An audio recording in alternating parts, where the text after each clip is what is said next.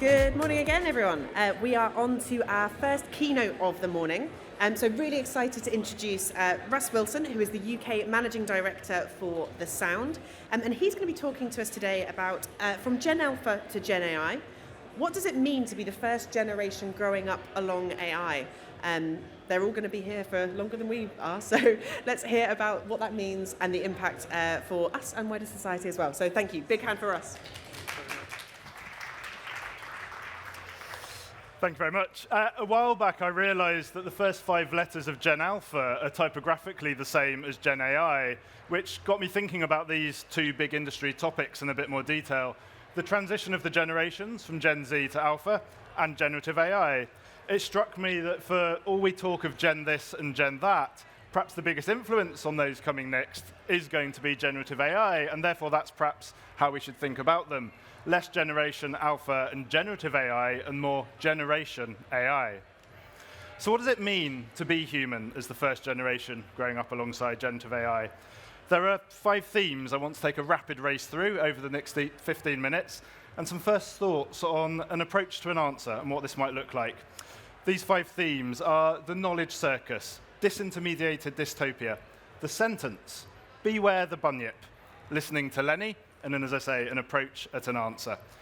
So we'll start with the first one, the knowledge circus. And for a talk on Gen AI, the Industrial Revolution might seem a strange place to start, but I think it's worth revisiting as it gives us a lens through which to think about the AI revolution, which, as we've just heard, isn't just coming, it's already here. Because prior to this time, there was a really strong correlation between strength and output and economic value.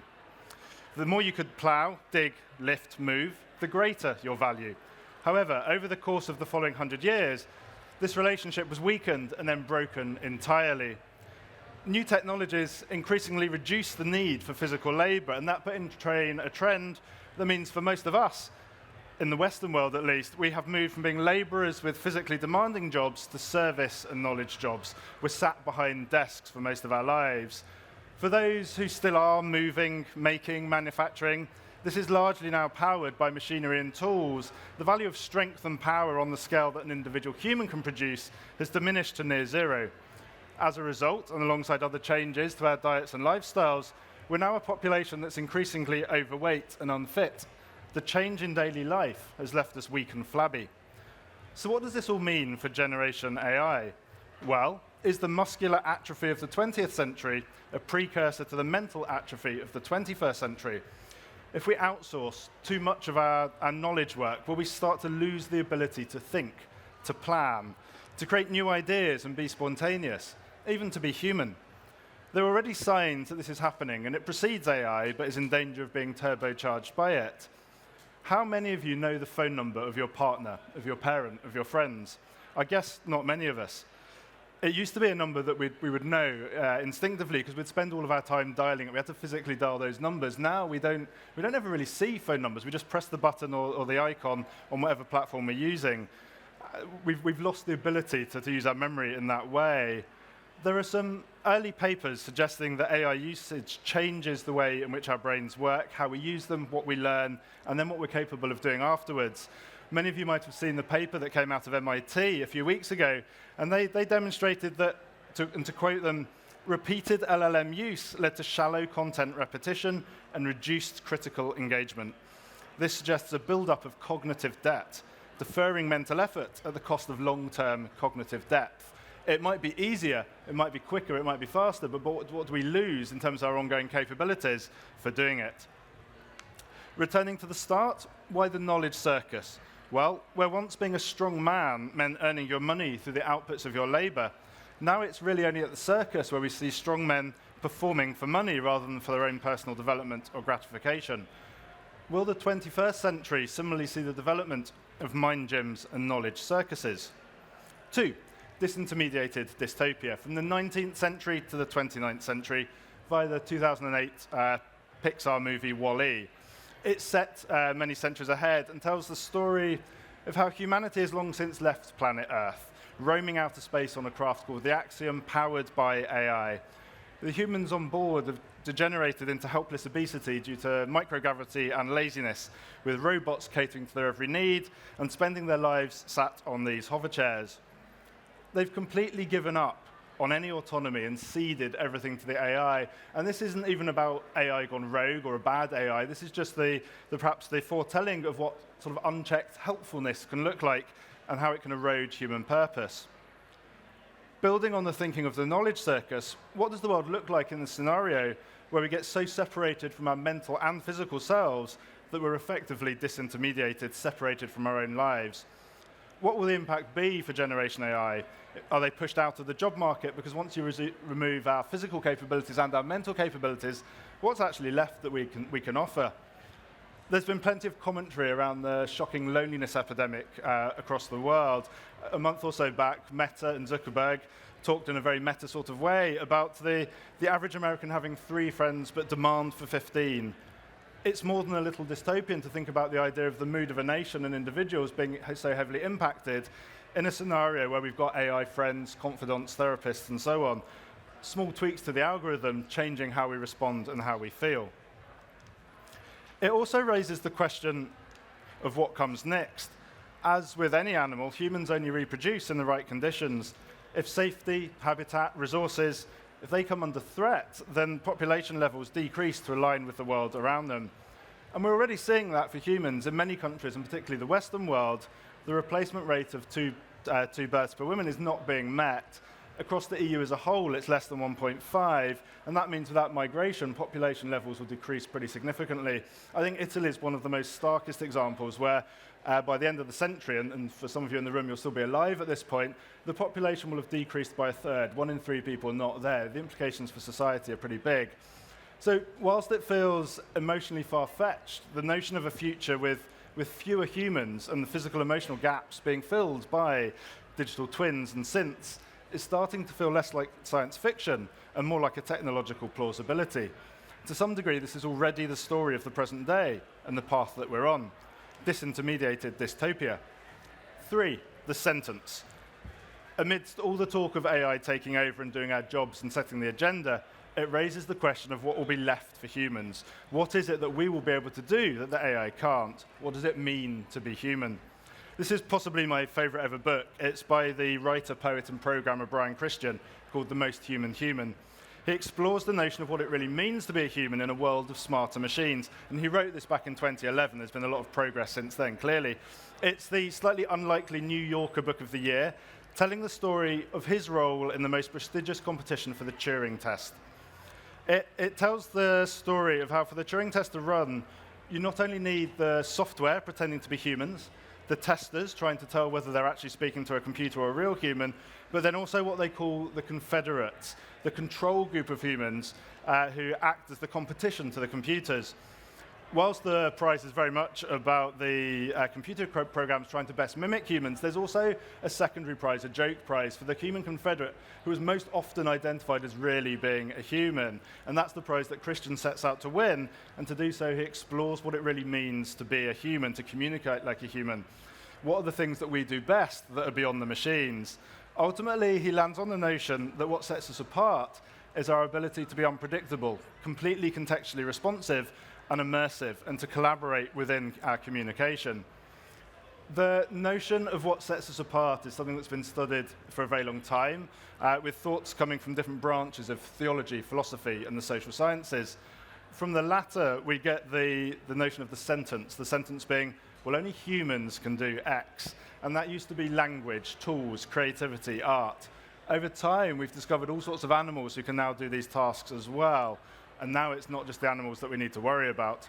So ultimately, what does it mean to be human? It's perhaps more fluid and contextually dependent than we might imagine, but it might also be the most important question that Generation AI can ask of themselves. 4, beware the bunyip. So what does this all mean for brands looking to communicate and connect with Gen AI and everyone else? There's plenty of talk of the inevitable move to agentic buying. The notion we'll have AI agents doing everything for us as they get to know ourselves and our lives and what we need. So imagine being able to just shout out at some sort of platform, buy me a great TV, and that being the limit of your shopping experience, other than having to wait 24 hours for it to arrive, perfectly aligned to your needs and what you were looking for. And that brings us back to this section, to beware the bunyip and the need for caution. The bunyip is this lovely creature. It's a mythological creature from Aboriginal folklore, a fearsome danger said to lurk in the swamps of Australia. Because the world where agentic buying is happening is also the world where search engine optimization is traded for artificial intelligence optimization. If the searching and selection is being done by the agents, then brands will need to speak to their eyeballs rather than humans. And when this is done by online reviews, content, social comments, etc., and in a world where we're already seeing infinite content can be spun out by one AI to then be consumed by another AI, it risks creating a swamp of content that can be confusing for the humans who still end up having to interact with it. And it reminds me of a favorite lyric from a favorite song, Tom McRae's Draw Down the Stars. Like a snake-eating snake, you confuse me. Who's killer, who's captive, who's free? And then there's a rather apt chorus of draw down the stars, what's in your heart, what's in your heart? For humans, that might be plenty. For AI buying agents, not so much. This scenario also assumes that people want this kind of agentic buying mechanism. And there are categories where we buy in this way already.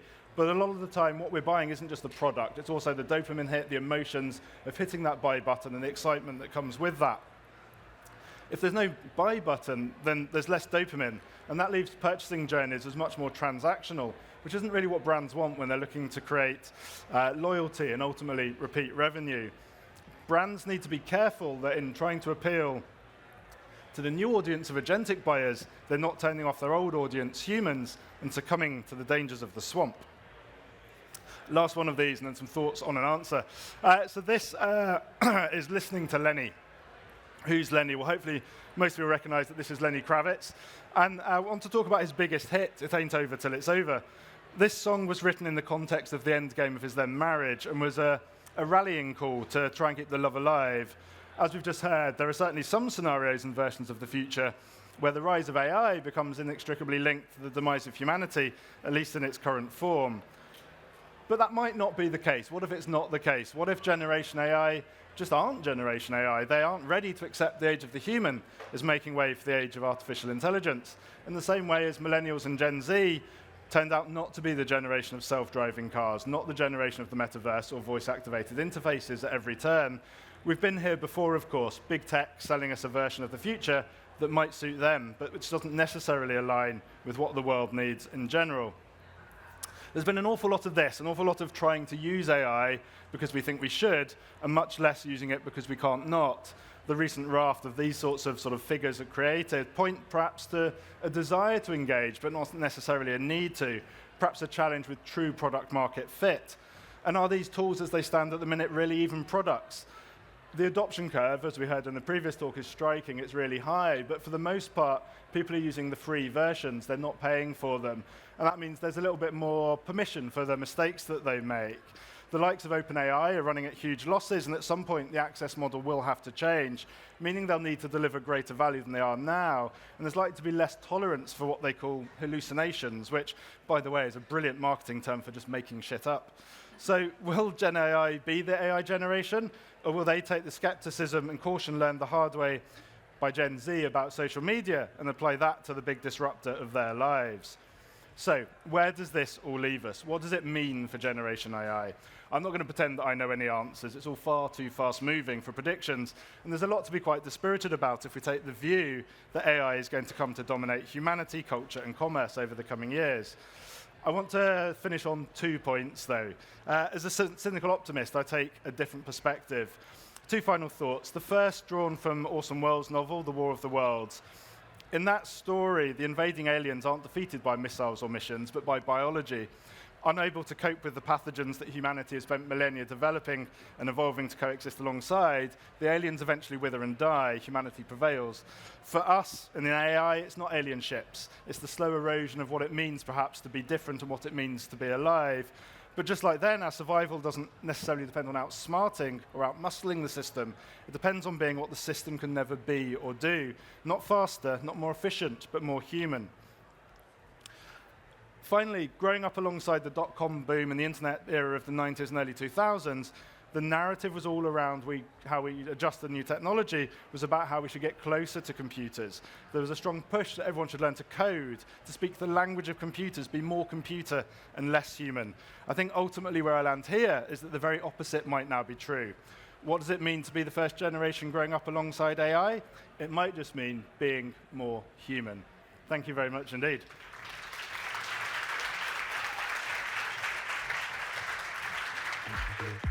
Thank you.